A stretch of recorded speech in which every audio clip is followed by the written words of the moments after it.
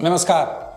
Corona virus ने फिर से सिर उठाना शुरू कर दिया है, इस बार नए वेरिएंट XE के रूप में। वैसे तो इसे ज्यादा खतरनाक नहीं माना जा रहा, पर यह संक्रमण फैलता बड़ी तेजी से, इसलिए सावधान रहने की जरूरत है। उधर कोविड के अब तक के वेरिएंट की मार झेल चुके लोग भी किसी न किसी समस्या से जूझ रहे हैं। कोविड से ठीक होने के बावजूद उनके शरीर का कोई न कोई हिस्सा प्रभावित हो रहा है, जो लंबे समय तक परेशानी का सबब बना रहता है। इसे लॉन्ग कोविड कहते हैं। यह सबसे ज्यादा हार्ट और लंग्स को प्रभावित करता है, तो कोविड से ठीक हो जाने के 6 महीने बाद तक भी परेशान कर सकता है। कई बार तो इसी वजह से हार्ट अटैक भी हो सकता है। आज के हेल्थनामा में हम इन्हीं मुद्दों पर बात करेंगे और जानेंगे कि नए वेरिएंट के संदर्भ में हमें क्या करना चाहिए।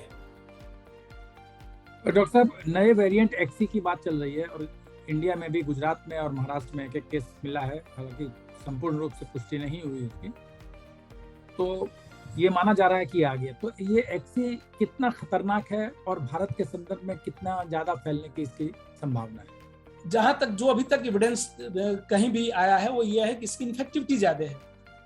अभी ये नहीं है कि सिवियरिटी बहुत ज्यादा है या डेथ बहुत ज्यादा हो रही है, ऐसा नहीं है। हमारी कंट्री में ऑलरेडी ओमिक्रॉन आ चुका था, वो वहाँ प्रॉब्लम हो सकती है जहाँ भी इन्फेक्शन नहीं हुआ। इट्स वेरी अनलाइकली कि हमारी कंट्री में उसका कोई बहुत बड़ा इम्पैक्ट होने वाला, मतलब हॉस्पिटलाइजेशन बढ़ जाए, डेथ होने लगे। ये दो तो डिटेक्टेड है, ठीक है। इतने पोरस बॉर्डर हैं, इतना ज्यादा ट्रेवल ये सब है, मेजॉरिटी जो है हमारे यहाँ ससेप्टेबल पॉपुलेशन नहीं है, एसिम्प्टोमेटिक कैरियर हो सकते हैं, वो लेके वायरस कहीं से आ सकते हैं। इस टाइप के वायरस का पूरी दुनिया में हमें यह है कि रोका नहीं जा सकता।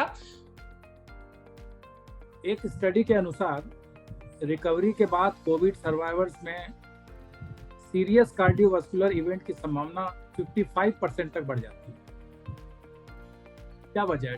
एक दो स्टडीज आई हैं कि इवन 6 महीने तक उनको पल्मोनरी एम्बोलिज्म होना या डीप वेन थ्रोम्बोसिस होना या more incidence of clotting in the heart stents. तो ये बिकॉज जो बीमारी है it involves the inner lining of blood vessels. तो and it may remain persistent and sort of active for more than just 2 weeks. It may remain in a phase of inflammatory phase for 6 months or so. तो इसलिए we have to be careful और पहले 6 हफ्ते या 3 हफ्ते तक तो we give them definitely blood thinners. चूंकि डायबिटीज शरीर के हर अंग को प्रभावित करता है, इसीलिए ये आपके लिए ज्यादा इम्पोर्टेंट हो गया है कि हम ये जानें कि अगर कोई डायबिटिक व्यक्ति कोविड से इन्फेक्टेड होता है तो आगे नेगेटिव हो जाने के बाद भी कितने दिनों तक, कितने महीनों तक उनको सावधान रहना चाहिए और किस तरह के टेस्ट वगैरह करा लेना चाहिए? सर, हमने जैसा कि जब अपन ने बात स्टार्ट की, हमने अंडरलाइंग मैकेनिज्म देख लिया कि अंडरलाइंग मैकेनिज्म क्या है। हम एक चीज 2 साल में समझ गए हैं कि वायरस के साथ छेड़छाड़ नहीं कर पा रहे हैं। आपने जितनी भी एंटीवायरल्स निकाल ली, रेमडेसिविर निकाल ली, जो भी निकाल लिया, उसका जो बेनिफिट्स हैं, सिवियरिटी, मोर्टेलिटी बेनिफिट्स नहीं देखे गए हैं। उसका ये देखे गया है कि duration of stay in the hospital कम हो रहा है। 5 दिन जो भर्ती हो रहा था वो 2 दिन में, 3 दिन में डिस्चार्ज हो रहा है।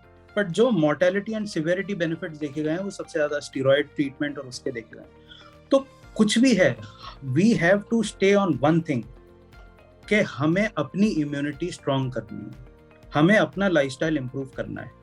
तो क्योंकि अंडरलाइंग मैकेनिज्म सेम है। अब आप देखिए कि अगर आप गुड डाइट की बात करो, एक्सरसाइज की बात करो, तो एक्सरसाइज, गुड डाइट आपको डिप्रेशन में भी हेल्प कर रही है, आपको कोविड में भी हेल्प कर रही है, योगा आपको वहां भी हेल्प कर रहा है, डायबिटीज कंट्रोल में भी हेल्प कर रहा है, बीपी में भी हेल्प कर रहा है, डिप्रेशन में भी हेल्प कर रहा है, डिमेंशिया में भी हेल्प कर रहा है। अगर एक चीज सब में हेल्प कर रही है तो उसका ये मतलब है कि वो उस कारण पे इफेक्ट कर रही है जिस कारण से सब चीजें हो रही है। हमारे यहाँ मास वैक्सीनेशन की जगह फोकस्ड वैक्सीनेशन होना चाहिए। तो सरकार का ये फैसला, क्या आपको लगता है कि किसी नई वेव के डर से, जो कहा जा रहा था 4th वेव, हालांकि बहुत से लोग 3rd वेव ओमिक्रॉन को नहीं मानते हैं, इसको तो 4th वेव या 3rd वेव जो भी आने वाला है, इस डर से सरकार ने ये फैसला किया? देखिए, पहली बात तो मैं बता दूं, ये मैंने आज से 1 साल पहले भी कहा था, जब लोग कह रहे थे जल्दी जल्दी बच्चों को वैक्सीन लगा दो, सबको वैक्सीन लगा दो, कि कोई वेव नहीं रोक सकते। उस समय हमारी इन्फेक्शन रेट भी इतना नहीं था।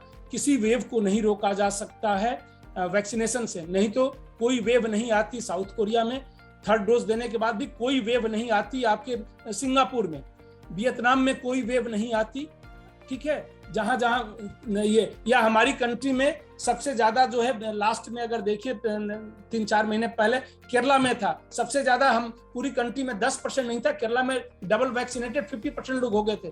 फिर उतनी परेशानी नहीं होनी चाहिए थी। कहने का मतलब ये है कि वेव नहीं रोका जा सकता। वेव के इम्पैक्ट को रोका जा सकता है अगर पॉपुलेशन ससेप्टेबल हो।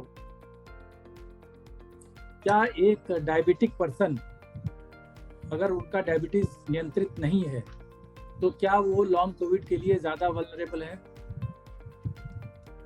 सर, हमने इसमें 2 चीजें देखी। कोविड में जो अभी तक जर्नी रही है 2 साल की, उसमें हम 2 चीजें जो इम्पोर्टेंट समझ में आई हैं वो ये है, एक तो होस्ट रिस्पॉन्स होता है और एक पैथोजन रिस्पॉन्स होता है। तो पैथोजन रिस्पॉन्स में हम लोग बहुत ज़्यादा कुछ नहीं कर पाए हैं। जो भी ट्रीटमेंट्स हैं, जो भी चीज़ें हैं, वो सारा का सारा होस्ट रिस्पॉन्स पे टारगेट हुई है। होस्ट रिस्पॉन्स पे टारगेट हुई हैं, तो वो कैसे टारगेट हुई है, क्या कर रही है?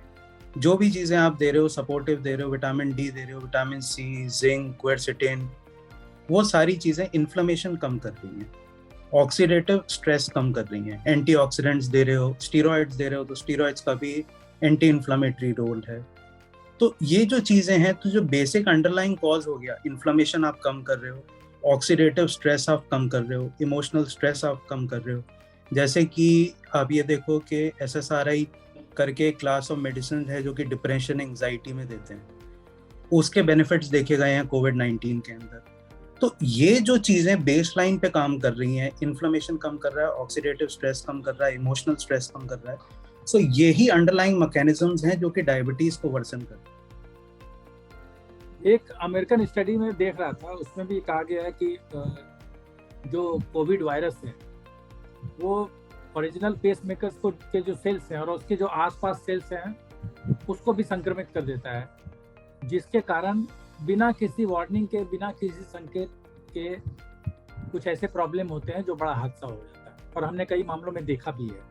तो इसकी क्या वजह है डॉक्टर साहब? जैसे मैंने बताया, I have seen my self, 26 साल का लड़का था जिसको कोविड हुआ और हफ्ते बाद थोड़ी गिडीनेस वगैरह के सिम्टम्स हुए। तो होल्टर जब किया गया तो उनको हाई ग्रेड एवी ब्लॉक था, मतलब कि जो कंडक्शन सिस्टम होता है, एवी नोड पहले साइनस नोड से कंडक्शन शुरू होके फिर एवी नोड में जाता है, तो उसके अराउंड इन्फ्लेमेशन थी, ताकि कंडक्शन जो है, अगर साइनस 3 बीट आती थी तो नीचे 1 जाती थी, तो वो एवी नोड पे ब्लॉक हुआ था उसको, जो ग्रेजुअली इम्प्रूव हो गया। तो उधर इन्फ्लेमेशन हो जाती है, उधर ब्लड सेल्स जो जा रहे हैं, ब्लड वेसल्स या वो cells around that area, they become inflamed.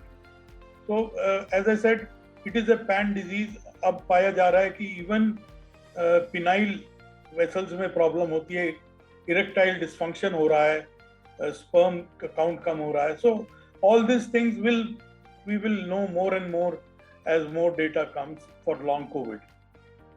तो ये बात साफ है कि चाहे कोई भी वेरिएंट हो, हमारे पास सावधानी बरतने के अलावा कोई उपाय नहीं है। कोविड संक्रमण से बचिए, और अगर संक्रमण के शिकार हो गए हों तो अगले 6 महीने तक सावधान रहिए, खासकर हार्ट के मामले में। नमस्कार, टेक केयर।